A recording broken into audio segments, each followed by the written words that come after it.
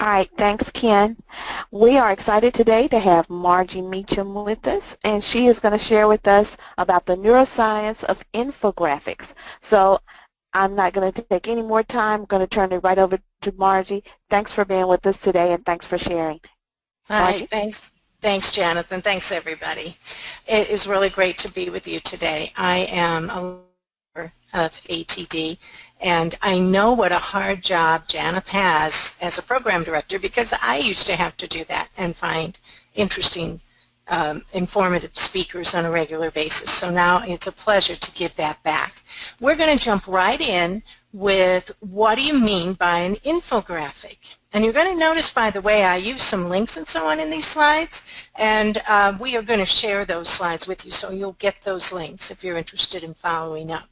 So who would like to tell me, you can either raise your hand and speak out loud or type us in the chat, give us a definition of what you think of when you think of an infographic.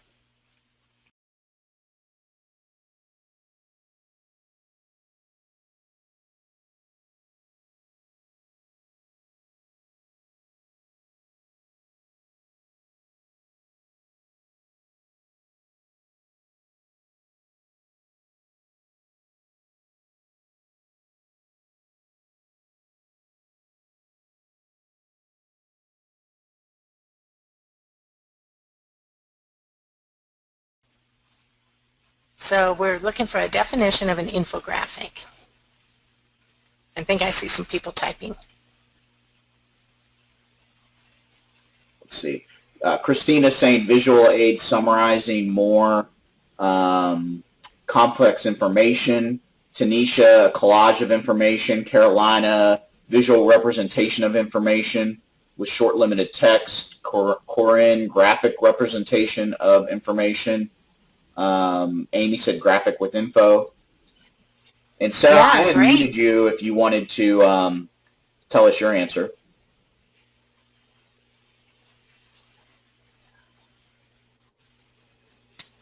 And it looks like you have yourself muted, so maybe you're not in a good spot to talk. Okay, well, we got a great start with those definitions, and I'm really pleased that the big thing everyone picked up on is that term visual. I have a couple of good examples here, and there's very, very powerful reasons why infographics work so well. Where you're probably seeing them a lot is in social media, particularly news outlets and people who are sharing lots of data at a time, because this is a wonderful way to summarize it. What I wish we saw more ways of, more uses of infographics is actually in our training, because we have to communicate a whole lot of data all the time, and we're going to talk about why they work and how they might work in a learning situation, which is a little bit different than a marketing or a news situation. So we all know an infographic when we see one, and you guys had some great definitions there. We also know that there are a lot of bad ones out there, and my apologies to the people who actually created these, but these are things that are called infographics, and they just drive me crazy because they don't fit a lot of my criteria at all for being an infographic. So what's the first thing that strikes you when you see these, in terms of if you were really trying to get some information out of these two examples? And Ken, you know, I'm having a little trouble seeing the chat, so if you could help me out like you just did, that was perfect. Just help me summarize what they're doing. We see TMI overload. Cody saying cluttered, hard to discern information. Jennifer says too busy. Joe is saying way too much information, very cluttered. Jessica, busy, too much information. Carolina says not a quick reference, trying to include too much information, difficult to understand, from Tanisha. Mm-hmm. Fabulous, yeah, and we know that right away, right? We can tell a bad one, but this is one of the biggest beginner mistakes. We put too much on it. And in addition, I would say, at least the one on the left, there's too much text. And these are just boxes. They're not, the shape doesn't really communicate much to us. Yeah, Elvira so let's saying start. She actually pointed out the color. She said no clear color scheme. Right. really crazy. And even in the one that's supposed to be color-coded, they have a key, the example on the right, the colors overlap each other, so you end up with all kinds of combinations. And again, just way too much, too difficult to understand. So the whole idea of an infographic is as soon as you see it, you know what it's talking about. It's a quick communication. Now, let's back up a little bit and talk about our brains and what's going on in our brains as we look at the infographics.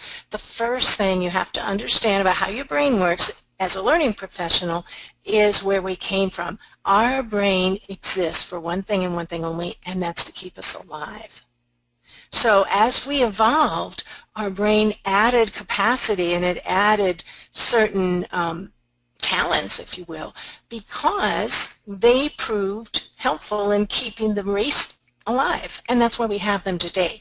The challenge is that in today's world, we're not living the same way that our ancient ancestors did in caveman days. And so we're not running away from saber-toothed tigers on the street, for example. So sometimes our brain responses are not real acceptable or useful in today's world, because it's going to take a while for our evolution to catch up with the world we live in today. And in fact, it may never catch up with the rate of change we're seeing. But understanding what that brain is doing for you and why it's doing what it's doing, it's incredibly important as a learning professional. And it helps us explain how infographics affect our brain. So the next thing you need to understand about your brain is what it's doing in terms of a term, neuroplasticity. You may have heard of it.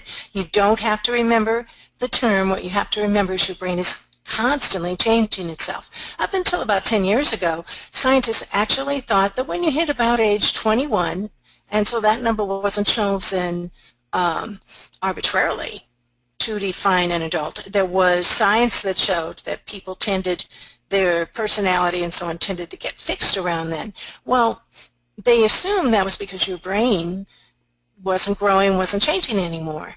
Then about 10 years ago, maybe 15 years ago, when it first started happening, we were able to look inside a living brain while it was working. And to the scientists' amazement, it was constantly changing. So these connections that you see here in this depiction, these are brain cells, and you can see that they are connected to each other, but it's not really static like this. They're constantly wiring and unwiring to respond to new information. So already you are physically different than you were when we started, because you're starting to think about new things and how you're going to imply them, and so your brain is adjusting in order to keep up. Those connections from neuron to neuron, that's how we access information. And so when we get new information, the neurons have to figure out a new pathway for us. Now the other thing the brain does is if it notices you don't use that pathway, it disconnects those neurons so they can be used for something else. And that's that phrase, use it or lose it. So a wonderful thing that infographics do is they help us rewire our learners' brains in the first place by showing them new information and connecting it in multiple ways on that infographic. And then if they continue to look at it, or if we remind them to look at it after the training, it tells those pathways, we still need you. So they go back over it and they should learn and see new insights and new connections. That's the beauty of an infographic. It's an incredibly rich, powerful tool to leave behind or to push out after training. Another reason why they work is they get our attention. This is actually a picture of my new puppy, Bella, in our back. And look at that. Look how intently she is looking. Animals usually show what they're thinking much more easily than humans, one reason why I like to use them. It gets attention. Now, some of you may have heard a recent statistic that's been getting a lot of play of how long the human being attention span actually is. It's a study Microsoft does every 4 years, and they were quite surprised to find this new number. Has anybody heard it? This would be a good chat question.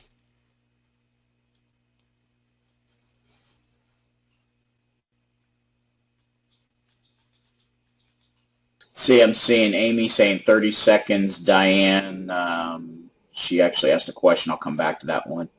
No links more available to get their attention. Not heard it, but I'd guess 90 seconds or less from Jessica. Okay, those are respectable guesses. So I think you'll be as surprised as I was to learn it's 8 seconds. Yeah, 8 seconds. If I'm holding a cookie, I think Bella can pay attention longer than that. And here's what's happening in our brain. The world we've built for ourselves is constantly tugging at us to look away. And you do this unconsciously. So you don't know that you're pulling away every 8 seconds. But subconsciously, what your brain is doing is it's scanning your environment to make sure it's still safe. So you might glance out the window, you might sneak a peek at an email, or a friend might be sending you an IM. And while you're doing those things, you might also notice the room is too hot or too cold. All those things to your brain are potential threats to survival, so it has to check them out. And then it goes back to what it's paying attention to, unless it finds something that it thinks is really concerning, and then it'll pay attention to that. So as learning professionals, something we have to know is we never really have someone's undivided attention, not for very long at least. That means we need to be prepared to reinforce and repeat our information and present it in as many different ways that we can to continue to pull that attention back. So another reason why infographics work so well is if you use compelling graphics, you can grab their attention. A compelling headline can get their attention, a headline or a title on that infographic. And here's what's happening as people are going to training. And this, unfortunately, is going to happen with you guys as you leave this webinar. And you've probably heard of the Ebbinghaus forgetting curve. What happens is we start forgetting new information 20 minutes after we've learned it. An hour later, we've lost 44% of the content. And that continues until we get down 31 days later at 21%. And that's assuming that we really paid attention and chose to learn it in the first place. So the other challenge for us as learning professionals is very often, I've seen this in my clients, and you probably experience it too, we don't get the opportunity to come back. Training is looked at as a one-time thing. Well, the more we can encourage the insertion of performance support tools, quick reference guides, tiny refresher videos, the more we can push that curve up. So if we have frequent reinforcement going on after the main learning event, we're going to have much more stickiness to the training. We're not going to have to retrain as often, and people will be able to actually apply it. A great way to do that would be to make an infographic of what was covered in class, maybe turn it into a poster that shows up on the workplace, or if you're in a virtual environment, send a printable PDF to folks. And there's probably some other ways you can think of. So another reason why I love these infographics is they fight the forgetting curve.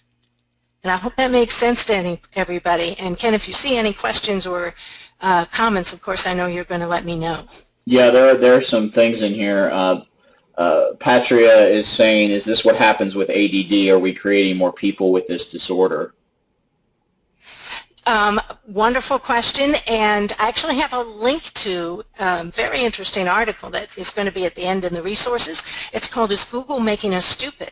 And there's a lot of concern about the way we are distracting ourselves, and that we have in fact made our attention span shorter. We also tend to just skim the surface for information. There's a very good book about that called The Shallows.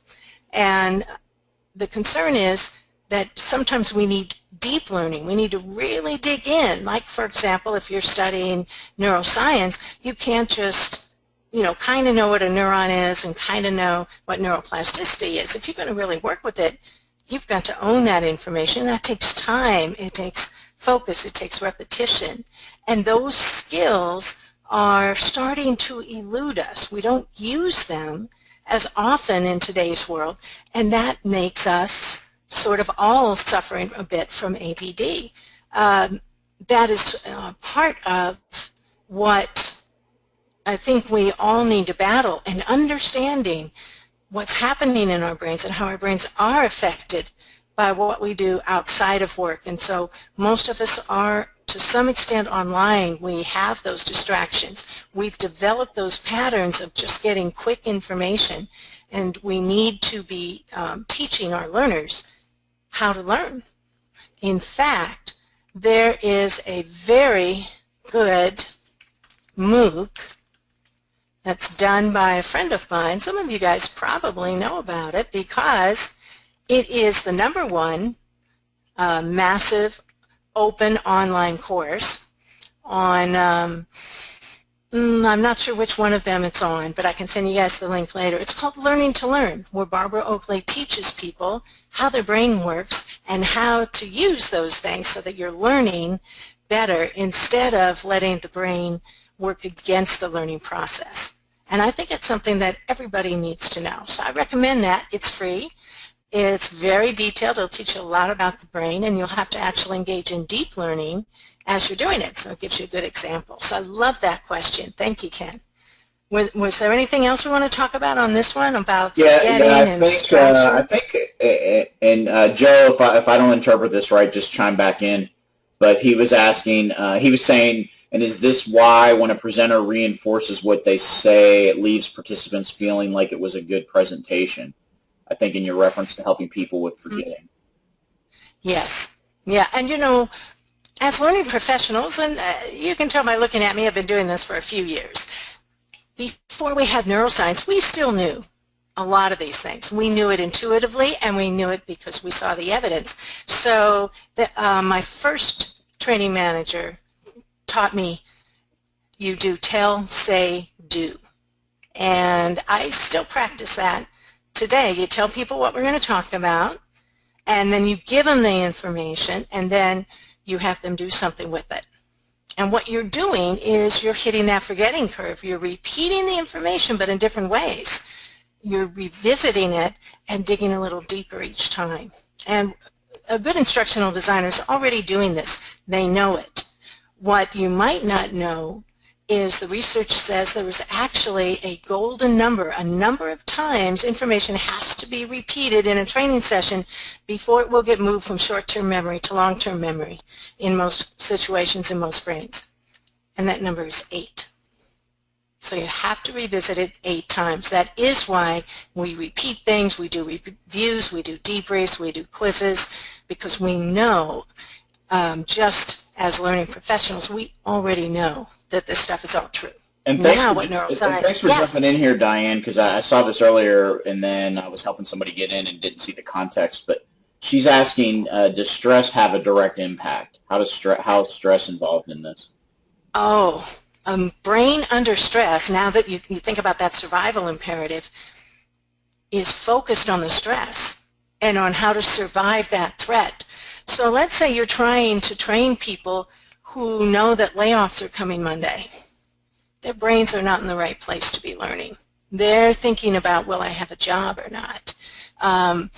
If they are just in an environment, there was a very interesting study done about doctors and how we put these doctors through these torturous double shifts when they're learning.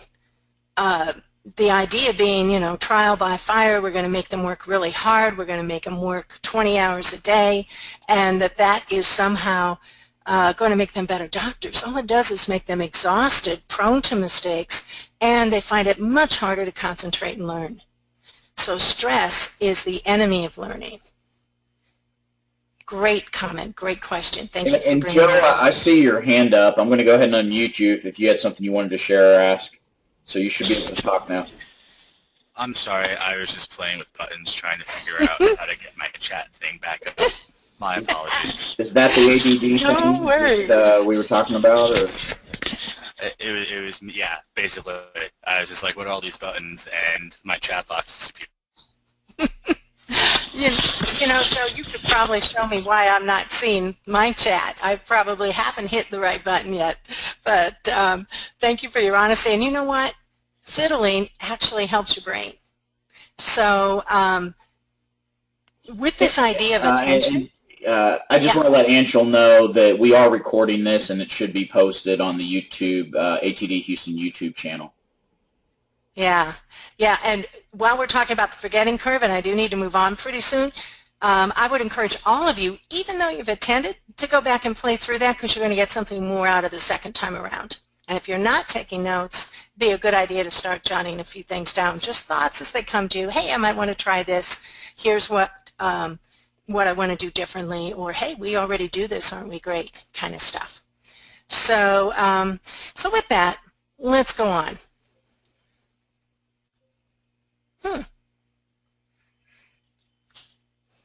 Sorry, talk about buttons. I think I hit the wrong one. I was about to talk about cognitive load. We actually started the program with this, even though I didn't introduce the term, when I showed you those crazy busy infographics. That is the absolute opposite of what we want to do. This image is a great depiction of what happens when somebody is learning.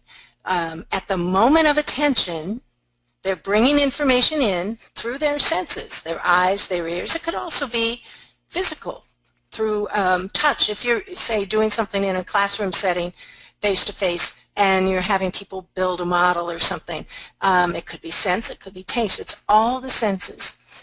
It comes in first to short-term working memory, which is extremely limited. It can hold on to 3 to 5 thoughts at a time. That's why if you are going to the store and you're picking up just a couple of things, you're good, you'll remember it.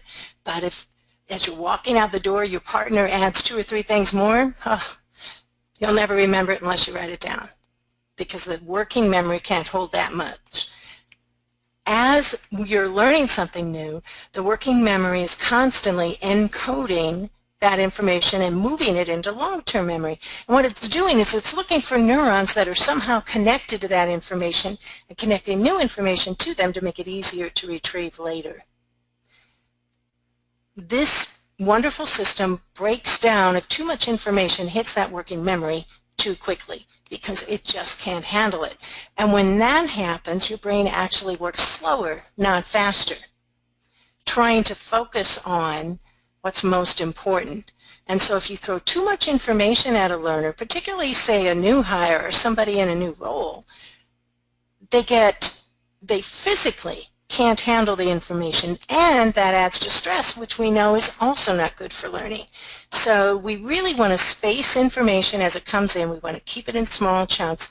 The nice thing about an infographic, even though at first you might say, wait a minute, there's a chunk of information here, but the secret is the learner doesn't take it in all at once. They look at one corner, then they look at another corner, and as they're doing it, they determine the pace of bringing the information into their brain at a pace that's comfortable for them. So that's another reason why infographics are so effective in learning, is it avoids cognitive load.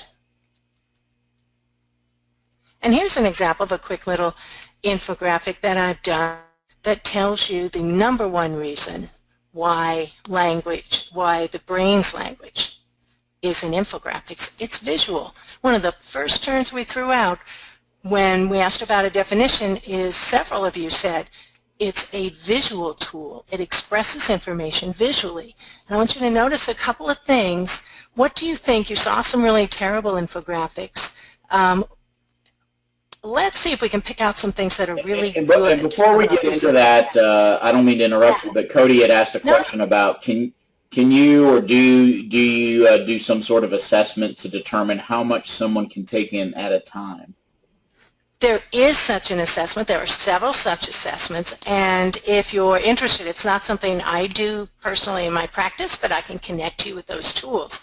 One of my clients is a manufacturer of dials and instruments that are used by airline pilots. And if you've ever looked in the cockpit of a major airline, you've seen how crazy those cockpits are. They're full of instrumentation. And what they do is, in real time, they measure the cognitive load of the pilot and co-pilot. They do that by watching eye movements, because when you start to hit cognitive overload, instead of scanning a wide range, like a 180-degree range for your information, you start narrowing it. You get tunnel vision, and you're only looking straight ahead. So you're missing what's going on in the periphery. And they know at that point that's a very dangerous situation for the pilot and all the passengers. So if the system recognizes that the pilot is experiencing that, it automatically adjusts the display to show only the absolute basic survival information, things like the plane's elevation, speed, wind shear alarms, things like that. And all the other things that are not important are dimmed to help the pilot focus. It delivers the important information where they know those eyes are focusing right in the middle, and it will continue to do that until the pilot starts to widen his scan, and then it will come up as he has been relieved of cognitive load. So I just found that amazing when I worked with them on that project. So yes, there are ways to test for that, and while certain people are better at it than others, the truth is we all can suffer from that, and we all share the same limitations. There's only so much better you can be at working that short-term memory. You can train it to get a little better by practice, but ultimately it's, you know, it's like trying to put water in a bucket that's full. There's a limit to it. Thank you, Kim. Was there anything else we wanted to cover? No, we're good right now. Okay. All right, well, let's take a look at this little infographic. Remembering those really not optimal bad examples that we had before, what are some of the things you like about this one?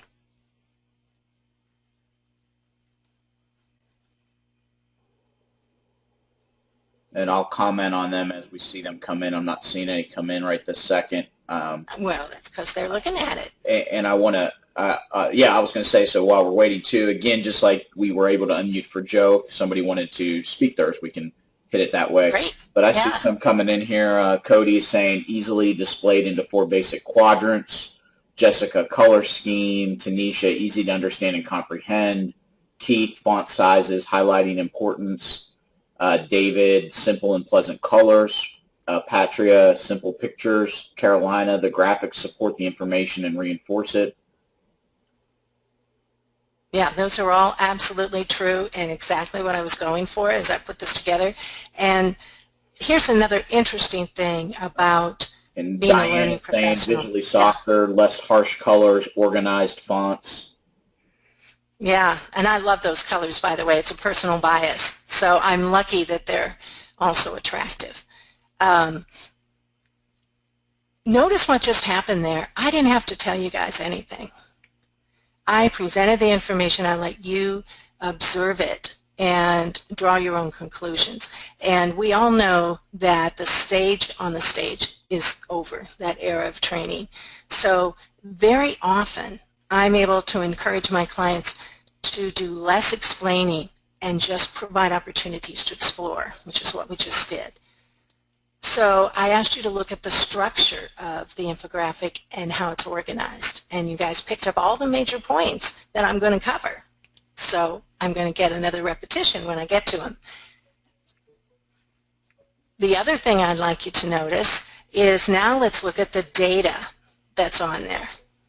The biggest thing that I want you to pay attention to is the brain processes visuals 60,000 times faster than text. 60,000 times. That's why you can often get an impression of something before you really know, before you can even audibilize what you're thinking. You get that, we call it a gut in. Malcolm Gladwell famously wrote the book Blink about it. It's because our brain is so incredibly fast at processing visuals, because long before we could speak, we could see. And that is how we survived. Some of these other stats are also very interesting. 90% of the information coming into your brain is visual. Your eyes get much more of the real estate to move into the brain on their pathways. Your brain is always spending about half of its effort processing the visuals. So right now, your brain, even as it's bouncing around on its attention, it's paying attention to the little video of me in the corner. It's paying attention to what you see on the screen. It's maybe paying attention to your notes or your work environment. And 50% of that is visual. So that is why, ultimately, bottom line, that's why we want to produce infographics for our learners, is because they're the most powerful way to talk to the brain, the way the brain wants to learn.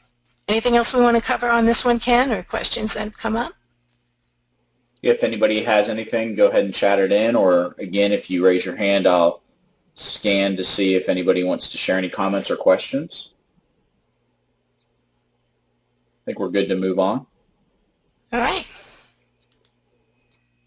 Now, I'm giving you some sites here because the good news is you don't have to create these from scratch. In fact, one of the greatest tools for making an infographic is probably already on your PC, and that's Microsoft PowerPoint. You just need to change the page setting to make it a longer, narrower page rather than the standard presentation page. But in addition to PowerPoint, there are online sites, and these are just a few. These are a few of the top ones. I've used Vinage and HubSpot, and all of them actually are free, and they give you a range of options. And then it's it's kind of plug and click. You can pull in your data and design an effective infographic. And remember, we're going to give you these slides, so you'll have these links. And there probably are others that I'm not aware of. There's plenty of tools out there. What is not necessarily readily apparent, though, is the process. And so what I want to talk about now is how do you, now that we understand how very important they are, how do we put them together? So I have 7 steps that I use, and I think they're pretty effective. You start with, what is your story? What is it you really want to tell people? Are you summarizing a class or a concept? Are you introducing a set of data that you want them to draw a conclusion about? If you want them to draw a conclusion, for example, you want to convey the visuals in a way that leads to that conclusion. So let's say I'm doing an infographic on climate change, and I want people to be concerned. Then I would make sure that my graphic showed some scary things happening. I might say have a picture of the polar ice cap and show it shrinking, and as it's shrinking, the ocean levels are rising. Excuse me.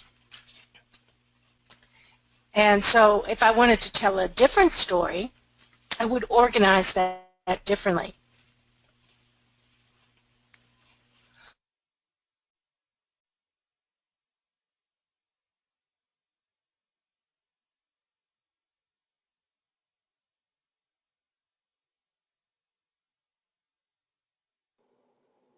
I think we're losing Margie here for a second. And Margie, I apologize, guys. I'm back. And we Can have, you see me? Yeah, we see you, we hear you, and we have a question too. It's from Diane. She's asking, she's noticed that many infographics are not easily printable to a page or two. It's like, why is that? What's she missing about that? Why do people do that? Diane, the reason they're doing that is they've designed it for the web and for mobile devices. You're going to see more and more things on the web that are long and narrow and you have to scroll down to if you're on a computer, because what they're trying to do is make it easy for you to grab your cell phone and scroll with your finger. And they're doing that for a very good reason, because the statistics show that every year more people are getting all their information, or the majority of their information, off their smartphone, not off a laptop or a desktop computer. And that's going to hit us all in the learning profession too, and I'm sure a few of you are already starting to design for the mobile user. And it's also because the infographic started with online news and online media that is trying to sell something. And so they were always geared to that mobile audience. If you want to make it printable, you just have to manage the size, and you might make more than one page. So when you design in PowerPoint, you have some built-in dimensions that you can choose that will make it a nice 8.5 by 11 or 11 by 14, I think, the longer paper size. Those are the two standard paper sizes you can normally print off any printer. So it's not so much a psychological reason or a neuroscience reason, it's really more of a marketing reason and how they expect the users to use this information. So I would make an infographic different and probably longer for an e-learning course than I would if I were going to use it in a classroom. Let me just check with Diane and the rest of the group. Did that make sense? Did Diane maybe give us a hands up or something if it did? Or chat in or whatever. Yeah, she said, however, baby, and I figured she was going to go here. You know, she's talking about those people that just love to print everything. Everything needs printed, like the baby boomers. Yeah, yeah. I have my mother-in-law lives with us, so I thought for a second, I don't think she'll hear me. She's around to hear me, but she prints like every email. And I can't seem to break her of that habit. So yeah, that's a challenge. And you know, if people want printable versions, you can go to the extra effort of making a different version that maybe parses the data different so it can be printed on multiple pages. But ultimately, I think the first thing is figure out for yourself how you're going to use it. And that dictates the structure and the size. And so what we're talking about on that process, that the first one is what story do we really want to tell?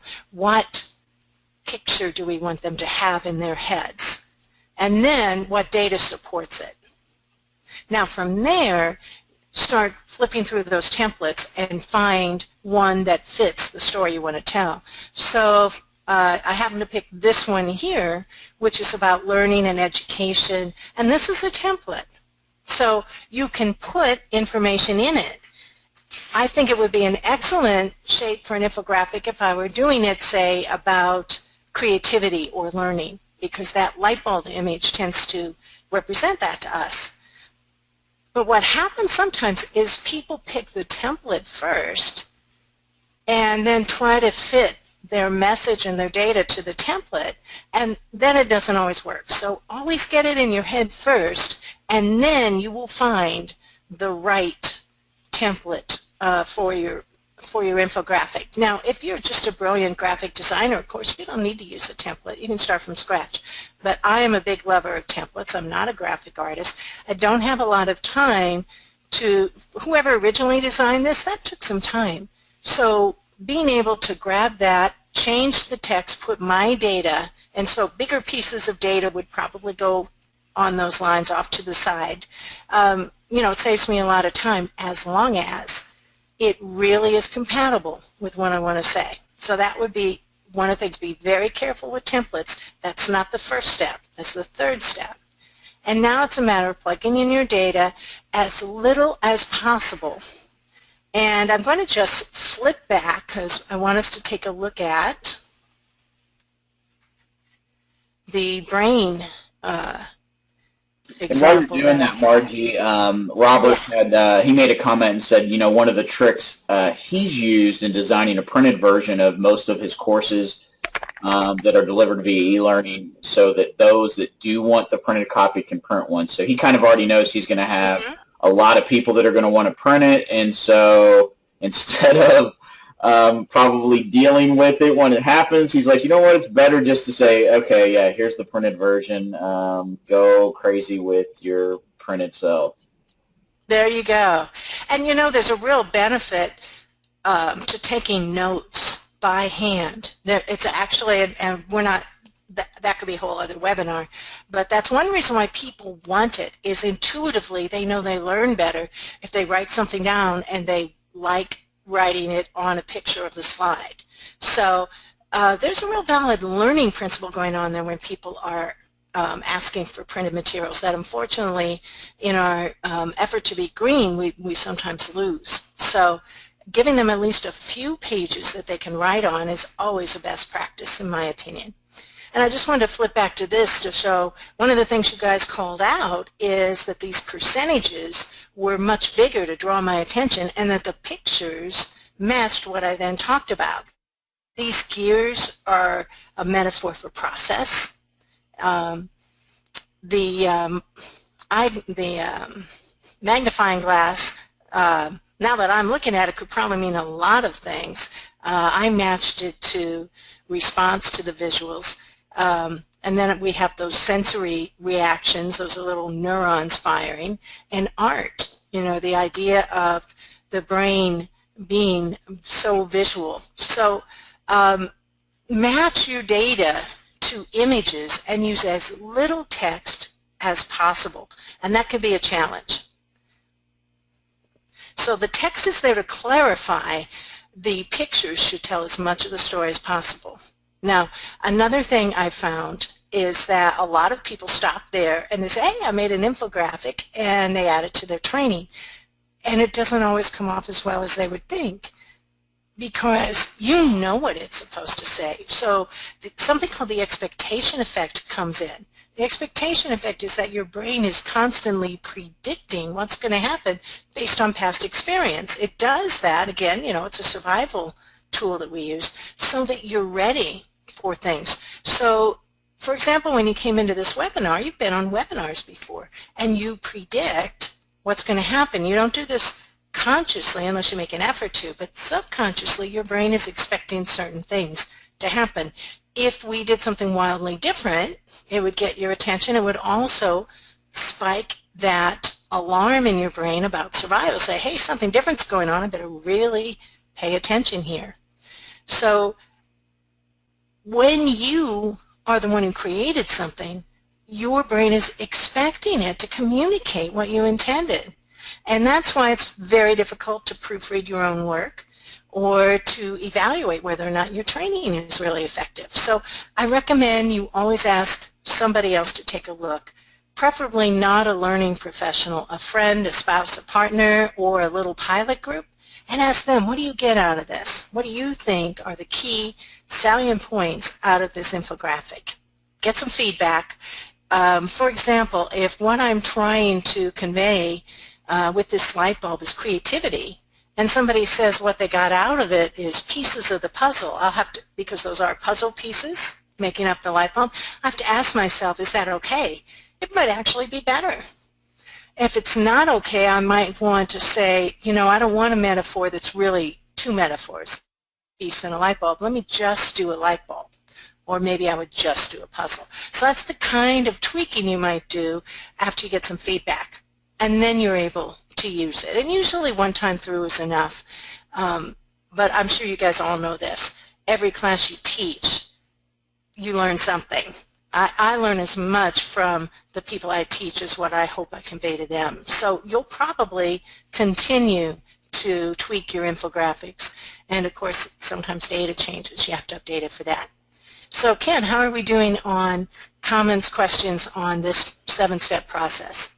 Well, Joe actually had a question, not necessarily related to the process, but he was curious about, you know, where would you get some infographics that might not be just overly expensive? Now, do you want ones that are already populated with information, or you want templates that you can use? Yeah, what do you think, Joe? And I can unmute you. If you wanted to unmute, you could talk or just text it in, whichever you prefer. You're unmuted. You just need to unmute yourself now. Fantastic. Hey, sorry about that.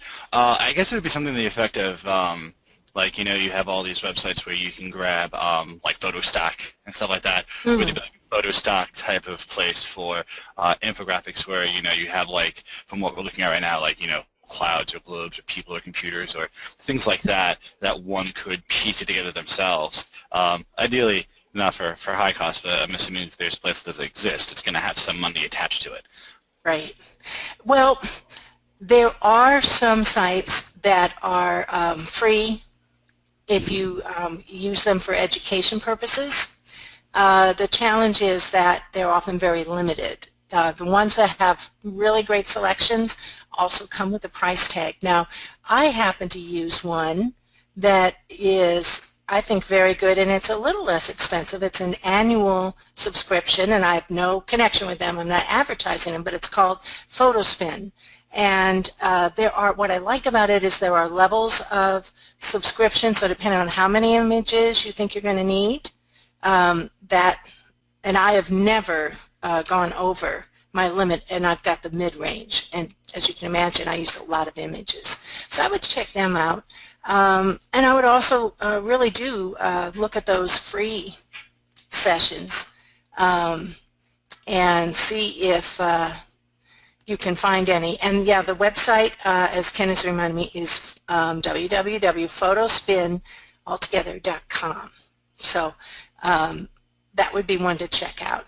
If you, my email is going to be given at the end of the class, Joe, so if you want to follow up with me and you're really having a particular challenge, I can certainly, and I'll make that offer to everybody. If there's anything you're looking for, you're not getting it directly out of this session, it's a follow-up question, or you need some more resources or advice, please feel free to engage me. I'll be happy to get back in touch and help you. Any other questions or comments on this one?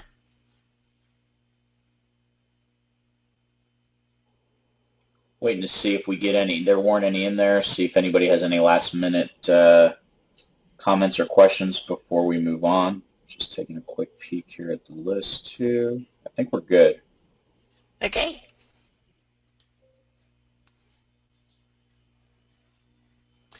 Okay, now here is a partial list of resources. And some of the things that I have put on here are brain resources, and some of them are infographics resources. One of the things that is interesting as a book, if you just want to look at great examples, is Nate Silver's book, Best American Infographics, and he's probably about ready to update it. So some of these are articles, some of these are books. Something that is still very relevant that was published a long time ago is by the late Carl Sagan, who was actually an astronomer, but he wrote a lot about human intelligence and how the brain works, and it turns out that he was very, very right, way ahead of his time. So if you can find The Dragons of Eden, I highly recommend it for anyone who loves learning. Very personal favorite of mine. And I would love to continue to connect with you guys. I have a newsletter, which, by the way, is formatted like an infographic to some extent, and that's completely free. I have a podcast, and I also teach a class for ATD on the brain-based learning essentials, and you can catch that as an ATD member. You can sign up for that. It's an online class, and in fact, we're starting another class in November. And I think you've probably heard or seen in the write-ups about my book, I'm very proud of Brain Matters, How to Help Anyone Learn Anything Using Neuroscience. So what we've got now is we've actually got a little bit of extra time for Q&A. So let's go ahead and use this to the best of our advantage. What questions do you guys have? And I do see Veronica's hand up. So Veronica, I've unmuted your microphone. We should be able to hear you if you wanted to make a comment or ask a question.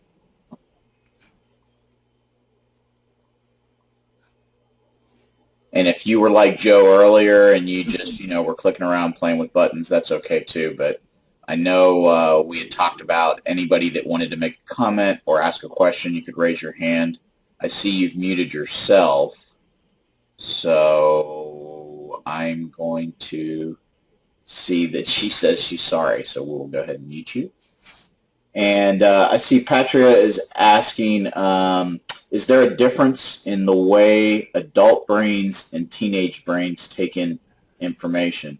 I'm not an expert, but I have a teenager, so from experience, I would say absolutely.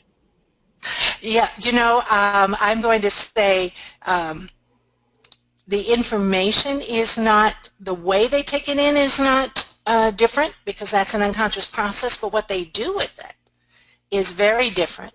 So, if you would, and who asked that, Patra? Yes. Patra, yes. if you would, and I hope I'm not butchering your name, but if you would send me an email to remind me, I can send you, or Ken, I can send you some links about the teenage brain. There's been a lot of great research about it. One of the things about a teenage brain is that it is not as good at evaluating risk, which is why they tend to do more risky things to their brain, which is that hasn't had certain experiences yet, not completely informed, of course, but it's, you know, it's still learning, it's still growing.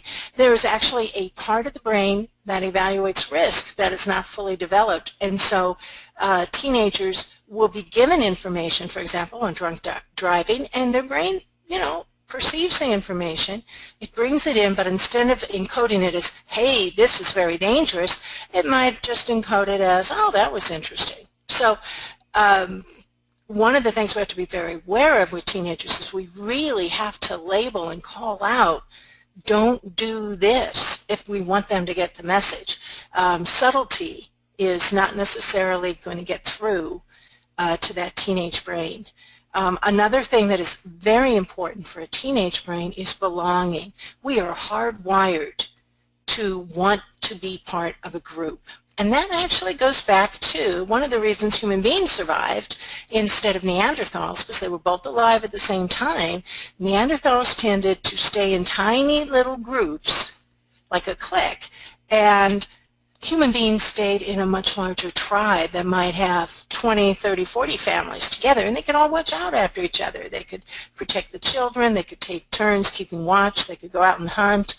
And so that was a huge advantage to keeping us alive. So we've now evolved to where we need other people. We physically need them. You will get physically ill if you are kept in isolation for too long a time. And teenagers are extremely heightened in this need. It is almost a desperation, which explains a lot of behavior, like whether you're popular or not, worrying about that, getting on Facebook and trying to have lots of friends and worrying about that public image to absolute strangers, you know, who might see it. All of those things are, it's wiring that's in your brain, and it is compelling that teenager to belong because there's safety in numbers.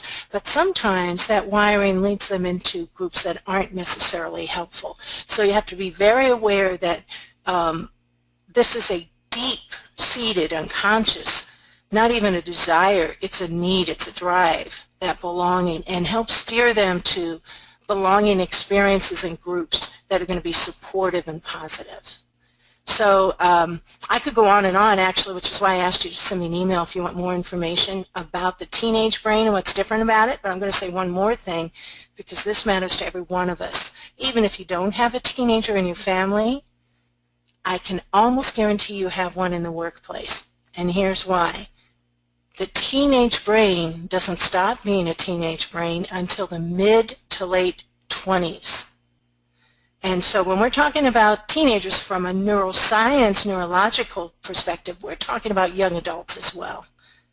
And that is often lost in the workplace, but it explains a lot of the needs of your younger employees, your younger learners, and how you need to address them. So I would just encourage you to keep in mind that that term teen, from a more specific, accurate scientific definition, encompasses the 20s as well. Okay, Ken, other questions on that or another subject? And it's Patria. She did it phonetically for us. Oh, thank you, Patria. I look forward to hearing from you about your questions. And she also was kind of asking about millennials versus Gen Xers or baby boomers. I know we're about out of time, though, but and she said she'd follow up with you. But okay, that's another thing. We well, have minutes if you want to say a few things. Yeah. I'll just say very quickly that personally, I think a lot of those so-called differences have been somewhat exaggerated. I personally identify with a lot of the descriptions of millennials myself, although I'm technically a baby boomer. So I've observed that people are people, brains are brains, and while there are differences and they're important, we're far more alike than we are different. And I'll just get off my soapbox on that. And I know, Ken, you have a couple things you need to wrap up. So I'm just going to thank you guys for spending time with me, for being so engaged, having so many great questions. I look forward to seeing your infographics. If you come up with one and you'd like to share it, I would love to feature it in one of my future newsletters. So let's keep the conversation going, and thanks so much for having me. Thank you, Ken. And Cody, I see your hand up. You're unmuted if you wanted to share something. Yeah, I was just curious about the, you were talking about the difference between teenagers and the brain of older people. And it's just is this an encoding thing where you need that repetition and that consequence of the experience to solidify that pathway where it gets so strong that they are able to discern, hey, this is dangerous? Yeah, absolutely. It takes a lot more emphasis, and you can't be subtle. To trigger the alarm response in their brain, it has to be very, very clear and very, very dangerous. If it otherwise, there's a risk it gets interpreted as and gets shuttled off to something as not dangerous, and it might not even make it into long-term memory. And for these pathways, could you kind of liken this to a small strand of string, and then as it builds and builds, it becomes more cable-like, it kind of thickens? Yeah, as a matter of fact, that's exactly what's happening. The more you go over a pathway, the more those neurons that are in that pathway recruit others and say, hey guys, this is important. Come over here. So that is a wonderful metaphor, and there's a saying neuroscientists like to say, neurons that wire together fire together, and it's meant to say the more they wire together, the more they send out that information to the rest of the brain. So it just gets bigger and bigger the more you use it. Okay, thank you.